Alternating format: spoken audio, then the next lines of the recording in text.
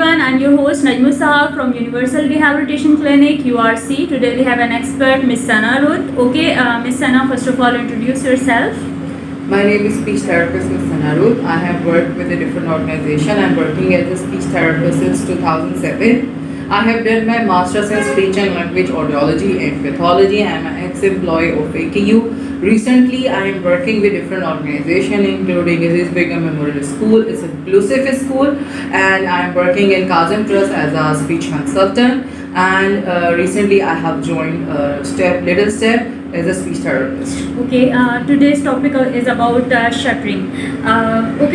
Miss Sana, आप मुझे ये बताएं कि what is shuttering और उसके सिम्टम्स क्या होते हैं, कॉजेस क्या होते हैं, इसके बारे में हम बात करेंगे. तो सना, पहले हम शुरू करते हैं कि बेसिकली शटरिंग है क्या.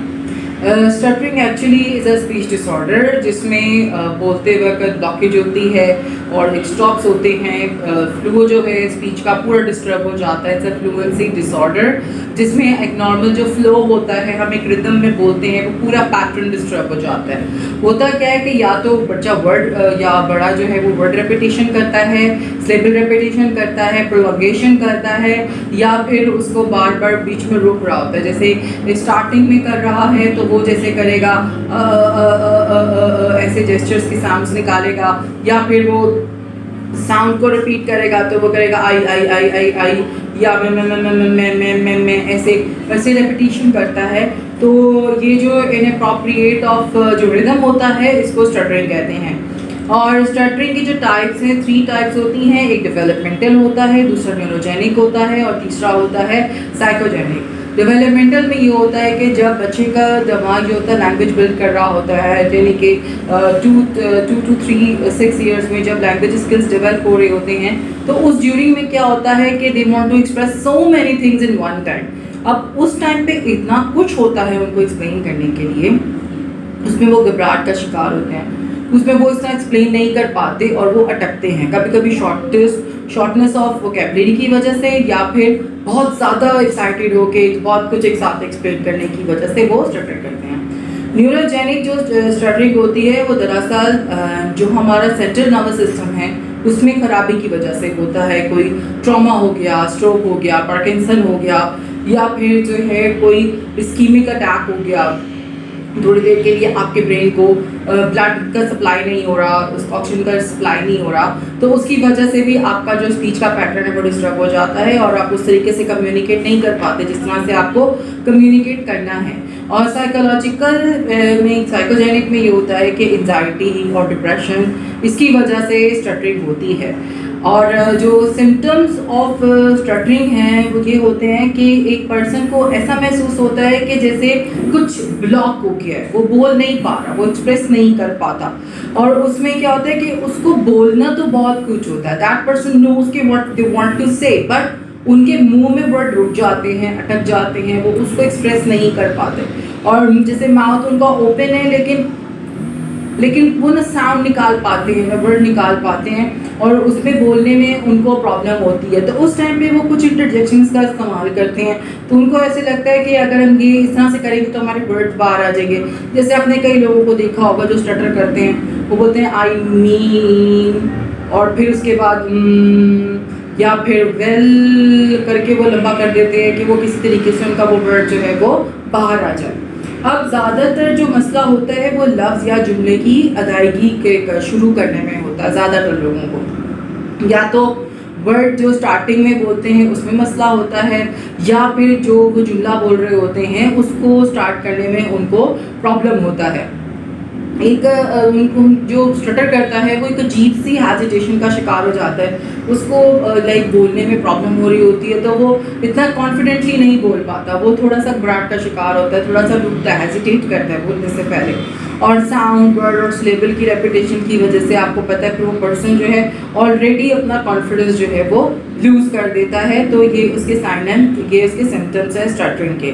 स्टटरिंग में बहुत सारे लोगों को सेकेंडरी बिहेवियर भी होता है। अब आप सोच रहे होंगे what is secondary behaviour. Secondary behaviour ये होता है, आपने देखा होगा जो स्टटर करते हैं वो बहुत ज़्यादा कभी कभी आई ब्लिंक कर रहे होते हैं, कभी कभी लिप्स जो होते हैं वो उनके ऐसे ऐसे हिल रहे होते हैं, या फिर वो जो है बहुत ज़्यादा फुट को ऐसे ऐसे ऐसे टैप कर रहे होते हैं, अपने पाँव को बहुत ज़्यादा नीचे ज़मीन पे ऐसे मार रहे होते हैं, या फिर उसके बाद उनका जो जॉ होता है वो ऐसे हिल रहा होता है। और इस तरह से जो है ना वो या तो अपनी फेस को बहुत टाइट कर लेते हैं या फिर अपनी बॉडी को स्टिफ कर लेते हैं। तो ये उनकी अपनी थिंकिंग होती है कि अगर हम ऐसा करेंगे ना तो इससे हमारे वर्ड जो हैं वो आसानी से निकल आएंगे।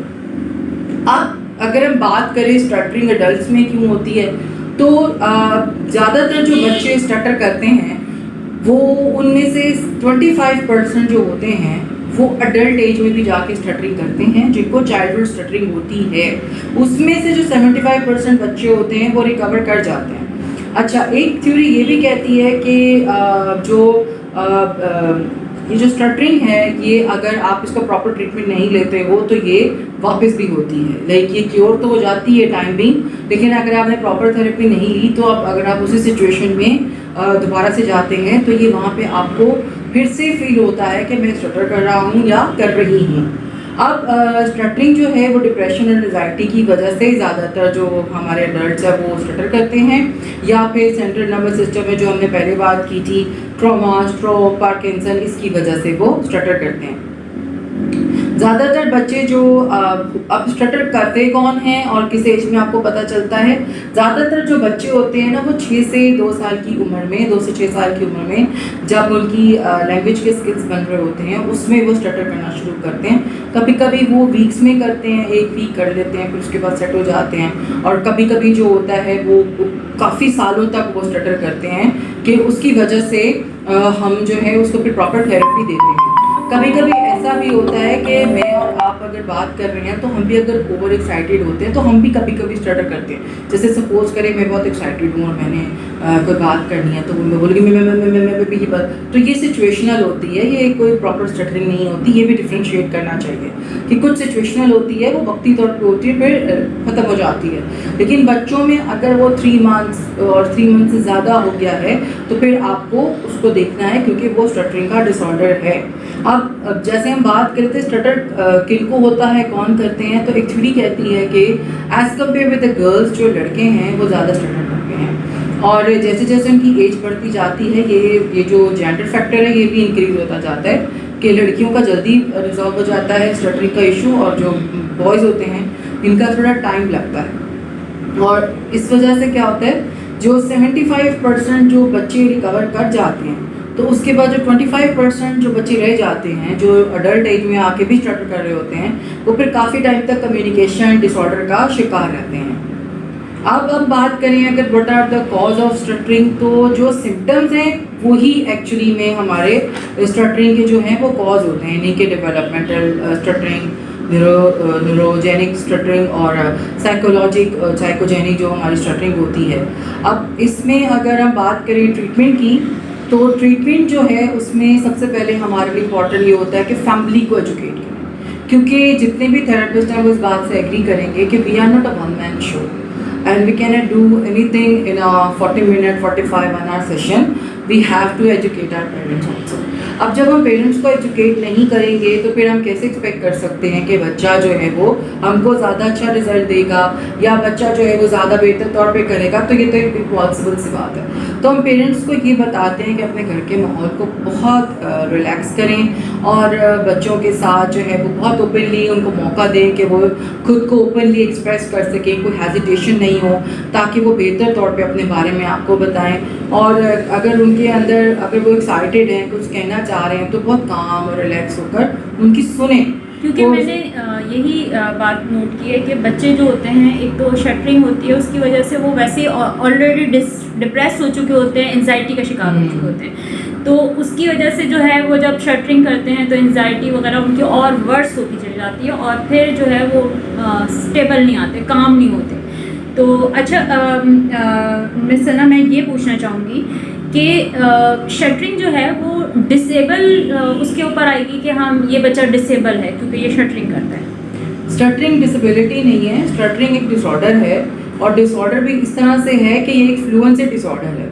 इट्स नॉट लाइक कि ये कोई डिजीज़ है या ऐसा कोई मेंटल हेल्थ इशू है, क्योंकि ये रिसर्च ये बात साबित कर चुकी है कि अगर एंजाइटी की वजह से स्टटरिंग है तो डजंट मीन दैट कि वो कोई मेंटल हेल्थ डिसऑर्डर है, वो एक सिचुएशनल है और वो थेरेपीज के जरिए क्योर हो जाता है, तो इट्स नॉट लाइक दैट। अच्छा, उसके ट्रीटमेंट पे आप बात कर रही थी, तो हम इसके ट्रीटमेंट पे बात करेंगे कि क्या ट्रीटमेंट हमारा होना चाहिए।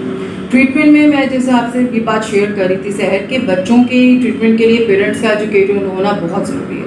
अगर पेरेंट्स को ही नहीं पता होगा कि कैसे बच्चों को डील करना है तो फिर मैं और आप कैसे एक्सपेक्ट कर सकते हैं कि हमारे बच्चे जो हैं पूरा हमको रिजल्ट देंगे। अपने 100% रिजल्ट के लिए हमको अपनी फैमिलीज़ को, अपने पेरेंट्स को एजुकेट करना है, तभी तो वो अपनी इन्वायरमेंट को बेहतर करेंगे। जैसे हम बात करें एंजाइटी की, डिप्रेशन की, तो ये तो फैमिली को करना पड़ेगा ना सॉल्व। जब तक फैमिली बच्चों को एक ओपन हेल्थी इन्वायरमेंट नहीं देगी, उनको बोलने की अपॉर्चुनिटी नहीं देगी, तो आप इस बात से एग्री करोगे कि तब तक बच्चे खुद को एक्सप्रेस नहीं कर सकते। उनके अंदर जो है ना वो आहिस्ता आहिस्ता उनके अंदर ही दबा रहेगा, तो वो उनके अंदर एक फेयर ही रहेगा कि हाउ कैन दे एक्सप्रेस। अच्छा, जब बच्चे को घर में ही आप इतना बोल्ड नहीं करोगे तो फिर वो सोसाइटी में सोशली कैसे सर्वाइव करेगा। हर तरह के डिफरेंट लोग होते हैं, सबकी डिफरेंट सोच होती है, सबके बोलने का तरीका अलग होता है, सबका एटीट्यूड अलग होता है, तो फिर बच्चे को वो सारा जो मेन स्ट्रीम में फेस करना है ना, वहाँ जाकर फिर वो हकलाते हैं, वो अटक जाते हैं, वो वैसे एक्सप्रेस नहीं कर पाते और फिर हम लोग सब क्या करते हैं, उनको लेबल कर देते हैं। अच्छा डॉक्टर साहब, मुझे ये पूछना था मिस सना कि शटरिंग स्टार्ट किस एज से होती है, हमें कैसे पता चलेगा?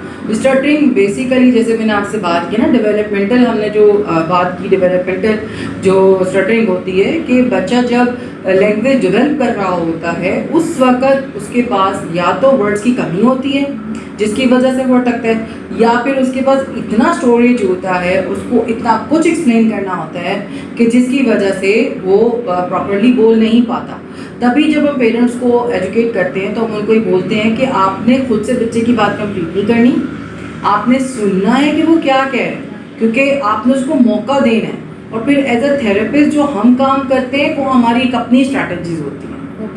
अच्छा मिस सना, ये मुझे बताएं कि at what age is stuttering diagnose तो खैर हमारी हो गई है, अब एज के साथ जो है वो शटरिंग क्या वाकई वर्स होती चली जाती है? हाँ, ये हो सकता है। अगर जैसे मेरे पास जब मैं when I was 7 years back, जब when I was practising in defence clinic, तो वहाँ पर मैंने एक फादर को देखा था and he was around 45 years old और उन्होंने कभी स्टटरिंग की थेरेपी नहीं करवाई थी। He was on the denial position. अब वो जब अपने बच्चों को वहाँ पे लेकर आए थे तो जब हमारी जो हेड थी वहाँ की, उन्होंने उनको आइडेंटिफाई किया था because you are stuttering, that's why you are. अच्छा, स्टटरिंग अडॉप्टेड बिहेवियर भी हो सकता है, make sure that if the parents are stuttering तो मे बी बच्चा उसको अडॉप्ट करे। जेनेटिकली होता है, ये एक फैक्ट है, बट सब में ऐसा नहीं होता। कुछ को चाइल्डहुड ट्रॉमा की वजह से स्टटरिंग होती है, कुछ को जो है वो किसी फेयर एंजाइटी की वजह से स्टटरिंग होती है, जैसे हम ये डिस्कस करें। लाइक हम ये नहीं कह सकते कि ये स्पेसिफिक कॉज है इसलिए स्टटरिंग होती है, नहीं। आप जितने बच्चों से मिलेंगे ना, सबकी हिस्ट्री अलग होती है, सबकी जो इन्वायरमेंटल जो स्टोरीज होती हैं वो अलग होती हैं। ओके, अच्छा मिस सना, मुझे ये पूछना है कि what is the difference between a shutter and a stammer? जो स्टैमर्ड होता है, स्टटरिंग होता है, ये बेसिकली एक ही वर्ड होता है, लेकिन वो जो इंग्लिश और वो जो होता है ना ब्रिटिशर्स और इंग्लैंड के जो अमेरिकन एक्सेंट होता है उसका थोड़ा सा फ़र्क होता है। और जो बाकी दोनों के सिम्टम्स सेम होते हैं और दोनों के अगर आप देखें तो सेम है, इसमें कोई फ़र्क नहीं है। ठीक है। अच्छा मिस सना, मुझे ये पूछना था कि can childhood trauma cause shuttering? Exactly, it's a main cause of stuttering. जैसे मैंने आपको भी कहा कि हर बच्चे का कॉज अलग होता है। जैसे मैंने एक बच्चे को देखा, उसकी मम्मी ने कहा कि इसकी टीचर ने इसको डार्क रूम में बंद कर दिया था, तो उस बच्ची के अंदर इतना फेयर और इतना वो डर सा आ गया कि उसके बाद उसकी पर्सनैलिटी डिस्ट्रॉय हुई ना, वो बोल नहीं पा रही थी, वो डर रही थी, वो झिझक रही थी बोलने से, वो इतना घबरा गई थी। तो childhood trauma is a main cause. Okay, अच्छा लास्ट में मुझे आप क्या कहेंगी शटरिंग के बारे में कि अगर हो जाती है तो उसका ट्रीटमेंट हम कितने अरसे तक लें? और क्योंकि बाज़ दफ़ा होता है पेरेंट्स जाते हैं, एक विज़िट करते हैं, एक सेशन लेते हैं और वो समझते हैं उनकी ज़िम्मेदारी पूरी हो गई। बाज़ दफ़ा पेरेंट्स जो होते हैं बहुत वो होते हैं कि नहीं, उन्होंने करवाना है, तो उसके बारे में आप क्या कहेंगे?